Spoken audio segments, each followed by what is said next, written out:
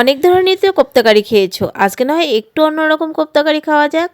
এত সুস্বাদু কোপ্তা কারি যদি না খেয়ে থাকো তাহলে অবশ্যই একবার ট্রাই করো। এত সুস্বাদু লাগে কোপ্তা কারি, বলে বোঝানো যাবে না। রেসিপিটা শুরু করা যাক। নমস্কার বন্ধুরা, সবাই কেমন আছো? আশা করছি সবাই খুব ভালো আছো, সুস্থ আছো। আমরাও ভালো আছি। আবার নিয়ে চলে এলাম সিম্পল একটা রেসিপি, যেটা রেস্টুরেন্টে যেতে হবে না, ঘরেই বানিয়ে খেতে পারবে। আজকের পনির কোপ্তা কারি। এখানে কিন্তু আলু আমি সেদ্ধ করে নিয়েছিলাম, সেই আলু দুটোকে আমি এখানে গ্রেট করে নিয়েছি। তারপর এখানে পনিরটাকে নিয়ে নিলাম, পনিরটাকেও আমি এখন গ্রেট করে নিব।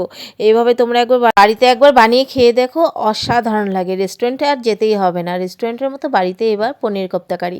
তো এখানে আলু আর পনিরটাকে গ্রেট করে নিয়েছি, দেখতে পেয়েছো। তার সঙ্গে দিয়ে দিলাম নুন পরিমাণ মতো, তারপর দিয়ে দেবো একটুখানি গোলমরিচের গুঁড়ো, আর তারপর দিয়ে দেবো এটার মধ্যে একটুখানি লঙ্কার গুঁড়ো।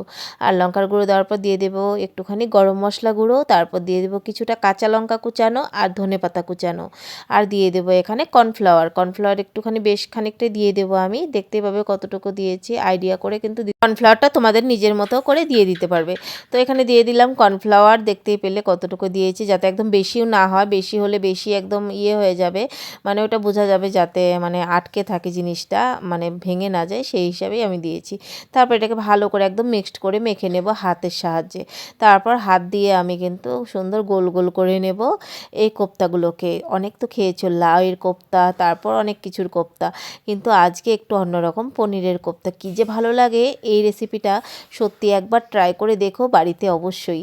এত সুস্বাদু হয় এই কোপ্তা কারি, বাচ্চা থেকে বড়রা সবাই পছন্দ করবে এই কোপ্তা কারি। তো এখানে দেখো কড়ার মধ্যে দিয়ে দিলাম সর্ষের তেল, অল্প একটু দিয়ে দেবো। এর মধ্যে দিয়ে দেবো আমি একটুখানি কিছু গরম মশলা, যেরকম দারচিনি আর এলাচ দিয়ে দিলাম। একটু গরম হলেই দিয়ে দেবো পেঁয়াজ কুচানো। পেঁয়াজ কুচানোটা দেওয়ার পর একটু নাড়াচাড়া করে একটু হালকা ভাজা ভাজা করে নেব এটাকে আমি। তারপর এটার মধ্যে দিয়ে দেব আদা রসুনের পেস্ট কিছুটা। তোমরা চাইলে কিন্তু এমনি আদা আর রসুন কুচি করে দিয়ে দিতে পারো।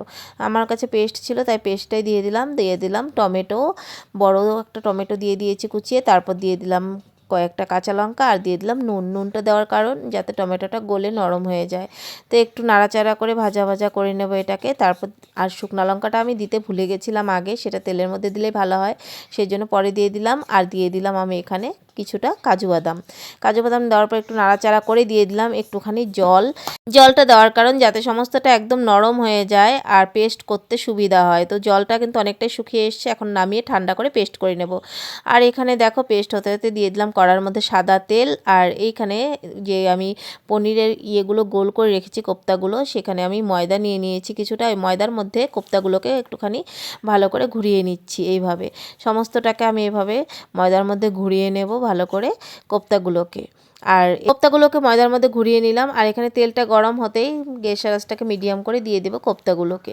পনিরের কোপ্তা একটু ধৈর্য ধরে আমি কোপ্তাগুলোকে ভালো করে এপিট ওপিট নাড়িয়ে চাড়িয়ে কিন্তু আমি লাল লাল করে ভেজে নেব।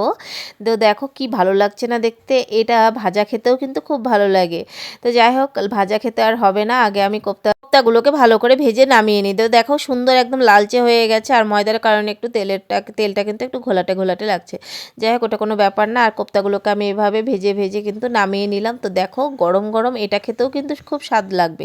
ওই তেলের মধ্যে কিছু গরম মশলা গোটা গরম মশলা দিয়ে দিলাম, এলাচ দারচিনি দিয়ে দিলাম 1 চামচ জিরে, আর দিয়ে দিলাম 1 চামচ লঙ্কার গুঁড়ো। লঙ্কার গুঁড়োটা তোমরা চাইলে কাশ্মীরি লঙ্কার গুঁড়ো দিতে পারো। আর যে আমি পেস্ট করে রেখেছিলাম পেঁয়াজ রসুন টমেটো, সেটাই আমি দিয়ে দিলাম পেস্টটাকে। দেওয়ার পর এখন একটুখানি নাড়িয়ে চাড়িয়ে নিলাম। আর দেখতে কি ভালো লাগছে না, কালারটা দারুণ লাগছে, একদম রেস্টুরেন্টের থেকে কোনো অংশে কম নয় এই পনির কোপ্তা, আর রেস্টুরেন্টের থেকে বরঞ্চ বেশি স্বাদ। দিয়ে দিলাম পরিমাণ মতো নুন, যেহেতু গ্রেভিটা দেওয়ার পর আমি নুনটা দিইনি, সেই জন্য নুনটা দিয়ে দিলাম। এখন নাড়াচাড়া করিয়ে নেব।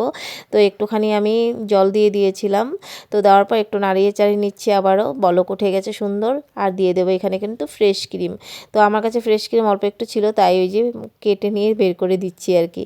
যাই হোক, তোমরা ফ্রেশ ক্রিম যদি না থাকে ঘরে, অবশ্যই দুধের সর দিতে পারো। তো দেওয়ার পর ফ্রেশ ক্রিমটা দেওয়ার পর একটু বলক উঠিয়ে নিয়ে দিয়ে দিলাম দুধ পরিমাণ মতো একটুখানি, দিয়ে দুধটা দেওয়ার পর দিয়ে দেবো এটার মধ্যে একটুখানি জল। তো এটা কিন্তু একদম যে পাতলা সেটাও করব না, একদম যে ঘন সেটাও করব না, একদম একটা গামাখা করব। যাই হোক পরিমাণ মতো দিয়ে দিয়েছি, দিয়ে দিলাম কাসুরি মেথিটা দেওয়ার পর একটু নাড়িয়ে চাড়িয়ে বলক উঠিয়ে নেব ভালোভাবে আমি এটাকে। তো দেখো ভালোভাবে বলক উঠিয়ে নিয়েছি। এখন এটার মধ্যে কিন্তু কোপ্তাগুলোকে দিয়ে দেবো। আগে থেকে কিন্তু কোপ্তাগুলোকে দেবো না, তাহলে একদম নরম হলে ভালো লাগবে না।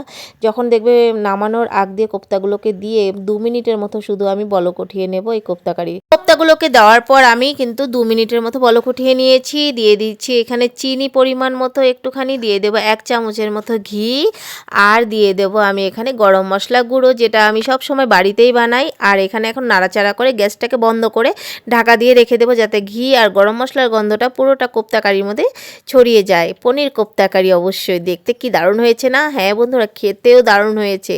তো দেখো নামিয়ে নিলাম পনির কোপ্তা কারি। কেমন হয়েছে তোমরা অবশ্যই জানিও। আর এই একদম সিম্পল রেসিপিটা একবার বাড়িতে ট্রাই করে বাড়ির বাচ্চা থেকে বড়দের সবাইকে খাইয়ে দেখো, সবাই বলতেই হবে দারুণ হয়েছে, দারুণ। এতটাই সুস্বাদু হয় এই পনির কোপ্তা কারি, বোঝাই যাবে না কি খাচ্ছি, এতটাই সুস্বাদু হয়। মানে বারবার বলতে হচ্ছে কারণ খুবই ভালো হয়েছে। অনেক ধরনেরই তো রান্না করি, কিন্তু তার মধ্যে একটা আমার এটা হচ্ছে ফেভারিট রান্না, যেটা হচ্ছে পনির কোপ্তা কারি। খেতে যে কি দুর্দান্তই হয় সেটা বলে বোঝানো যাবে না। একবার যদি খাওয়াতে পারতাম তোমাদের, খুবই ভালো লাগতো আমার তখন। তো দেখো দেখতে কেমন হয়েছে, একটু উপর দিয়ে ফ্রেশ ক্রিম ছড়িয়ে দিয়েছি। তো তোমরা কিন্তু সেটা না দিলেও হবে, যেহেতু আগে দিয়েছি। আর ফ্রেশ ক্রিমের বদলে বললামই, তখন তোমরা কিন্তু দুধের সরও ইউজ করতে পারো। যাই হোক কেমন হয়েছে কমেন্ট করে জানিও। একদম সিম্পল রেসিপি, তোমাদের সবসময় চেষ্টা করি যাতে ঘরে থাকা জিনিস দিয়েই এই রান্নাগুলো করা যায়, যাতে তোমাদেরও খুব সুবিধা হয়। সেই জন্য আমি বেশিরভাগ সিম্পল রেসিপিগুলোই শেয়ার করার চেষ্টা করি। আর বন্ধুরা একটু কমেন্ট করে জানিও এই রেসিপিটা কেমন হয়েছে, তাহলে আমার খুব ভালো লাগবে। আর যদি আমার চ্যানেলটাকে সাবস্ক্রাইব করা না থাকে, চ্যানেলটাকে সাবস্ক্রাইব করে আমার পাশে থাকার অনুরোধ করছি। আর যারা ফেসবুক পেজ থেকে দেখছো, প্লিজ বন্ধুরা ফেসবুক পেজটা ফলো করা না থাকলে ফলো করে আমার পাশে থাকার অনুরোধ করছি। আর ভিডিওটাকে প্লিজ সবাই ফেসবুক থেকে দেখো বা ইউটিউব থেকে দেখো, একটা লাইক করে দিও সবাই। আর কমেন্ট করে অবশ্যই জানিও, তাহলে আমারও উৎসাহ হবে, তখন আমিও সুন্দর সুন্দর রেসিপি তোমাদের সঙ্গে শেয়ার করতে পারবো। তাহলে চলো আজকে ফ্রাইড রাইসের সঙ্গে এই কোপ্তা কারিটা খেয়ে দেখি। না রুটি বা গরম গরম ভাতের সঙ্গেও খুব ভালো লাগবে। আজকের মতো টাটা।